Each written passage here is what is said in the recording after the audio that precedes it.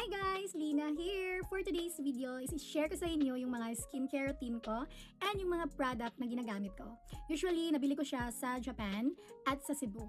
So without any further ado, ipapakita ko na sa inyo kung ano yung mga skincare products na ginagamit ko. So first is this one! Tada! So I'm not sure kung familiar kayo sa product na to. So this is the Hatumugi Skin Conditioner. Yeah. So alam niyo ba guys na isa ito sa pinaka-famous na beauty products dito sa Japan and it's always trending and sold out. So, meron ako nababasa ng mga good reviews about sa product na to. So, kaya that's one of the reasons na napabudol ako, na napabili din ako. And it's very worth it. Yeah. Kasi nga, it's 500 ml and then yung presyo na nabili ko sa kanya is 500 plus yen. So, I guess nasa mga almost 200 pesos. But it's worth it ha, kasi nga sobrang laki na niya, 500 ml na siya. And then what I love about this product also is it's alcohol free. So if your skin is very sensitive, this is really for you. Kasi nga alcohol free siya. So hindi siya mag-irritate sa skin mo. Yeah. And then nakas niyang maka-moisturize. If your skin is very dry, like my skin, yeah, I have dry skin, it's really giving for you. Yeah, I highly recommend this product kasi nga lakas niyang maka-moisturize. And hindi lang siya for face. Pwede din siya sa skin mo, sa whole body mo, and pwede din siyang ihalo sa mga lotion na ginagamit mo, like mine. So this lotion, hinahaluan ko siya ng Hatumugi Skin Conditioning and then nilalagay ko na siya sa whole body ko, sa whole skin ko, and sobrang ganda niya. Walang eme to ha. Sobrang ganda niya, lakas maka-moisturize. And meron talaga akong nakikitang effective talaga siya. Meron akong nakikitang progress sa skin ko. Parang nagmo-moisturize siya. Kasi nga, I have dry skin eh. So, I highly recommend talaga this product. So, if I were you, you better try this. Yeah, I think nasa mga online shop na din to, sa mga Shopee, TikTok. So, i-try nyo tong Hatumugi Skin Conditioning. So, next step kong ginagamit is itong Skin Whitening Facial Cleanser Papaya Glow. So, this one naman nabili ko siya sa Cebu, sa Watsons. So, makikita mo lang siya sa mga, sa drugstores, like Watsons, or supermarket. So, mabibili mo lang siya. And then, what I love this product also, it has Hydro Glow Booster. And then, it has Orange Papaya. And alam nyo naman, basta papaya, lakas niyang maka-whitening sa face. Yes. So, gustong-gusto ko tong product na to kasi aside sa nakaka-whitening siya, is lakas din niyang maka-moisturize. So, I really love those products na lakas maka-moisturize. Kasi nga, sabi ko nga sa inyo that I have a very, very dry skin talaga. So, I highly recommend this product also. And then, next step naman is my Vitamin C Serum. So, ngayon, di ba, usong-uso na ngayon yung serum. Yes. Kasi nga, yung serum is, lakas din niyang makaglow sa face. And at the same time, nakakapag-less siya ng pores.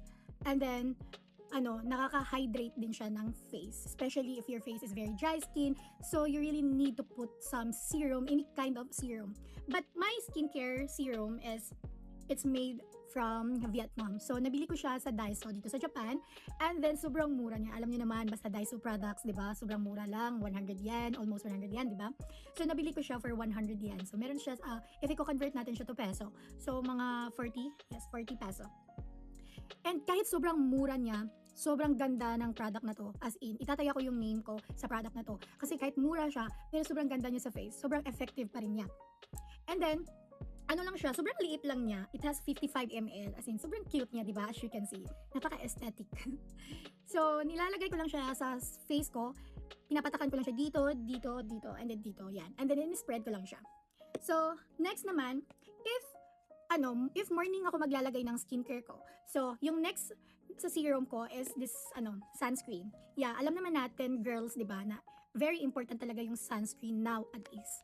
Yeah, malimutan mo na lahat ng skincare mo, wag lang yung sunscreen. Kasi nga, ang sunscreen it has SPF 50, UVA, and UVB, and it's protection talaga siya sa sun rays, sa sun exposure, especially kung nagtatrabaho ka, nagbibilad ka sa araw, importante talaga na maglagay ka ng sunscreen para hindi ma-damage yung face mo, para hindi ka tumandang mabilis. Yes. So, yung ginagamit ko palang sunscreen is from Hikari Skin Essentials. Yeah. Ano guys, ma-recommend ko na pag gumamit kayo ng Hikari Skin Essentials, kailangan meron kayong skin prep. Like, before kayo gumamit ng sunscreen na Hikari, kailangan maglagay muna kayo ng moisturizer or any serum sa face nyo. And then, bago kayo maglagay nito. Kasi nga, napansin ko sa product na to, or napansin ko sa sunscreen ng Hikari is, meron siyang white cast, and then hindi siya mabilis mag-blend. So, medyo mag-dry yung face mo pag hindi ka naglagay muna ng moisturizer at saka serum. So, I highly recommend to put first skin prep like moisturizer or serum to your face bago ka maglagay ng sunscreen. Yeah. Ewan ko lang, basta yan lang yung napansin ko sa paglalagay ko ng Hikari sunscreen. I don't know kung sa iba, kung sa inyo girls. I don't know kasi iba-iba naman talaga tayo, di ba? Hiyangan naman talaga tayo dito sa mga skincare products. Pero yan talaga yung napansin ko. So, if nighttime routine naman, yung ginagamit ko after the serum is this one, my anti-aging cream. So, what I love this product, it's, yung brand niya is from Kose. And then Kose is one of the famous beauty brand sa Japan. And then may nakasulat dito na wrinkle care. So, it's really good talaga for anti-aging. Kung isa ka sa mga girls na ayaw maging tumandang mabilis. So, ayaw maging matanda yung face, yung especially yung mga wrinkles, kung meron na kayong naglalabasan ng mga wrinkles, fine lines.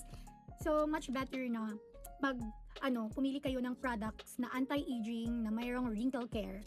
Yeah, then I highly recommend this product also kasi meron talaga siyang progress sa face ko. Kasi nga, so you can see, or kung meron kayong napuna sa face ko, meron talaga akong fine lines dito sa noo, and ditong side by side is meron na talaga naglalabas ang mga wrinkles. Yeah, and it's all natural lang ha, natural lang yan. Kasi nga, as we get older, lalabas at lalabas talaga yan. Hindi talaga yan matatago forever. Yan. So, hanggang meron tayong chance na ma-prevent sila na so gagamit tayo ng mga skincare routine na mayroong mga anti-aging kung ayaw mong maging tumandang mabilis. Yeah. So, after all the products, so ang last na ginagamit ko is my lip balm or lip cream. So, I use the Nivea Deep Moisture. So, pakapakita ko muna sa inyo.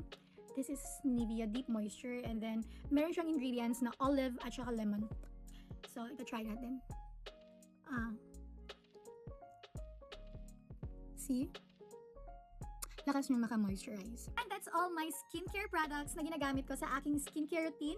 And I hope you guys entertain and nagustuhan nyo yung mga products na ginagamit ko. So give it a like, subscribe this channel, and please do comment for any suggestions for my next video content. See you! Mata next!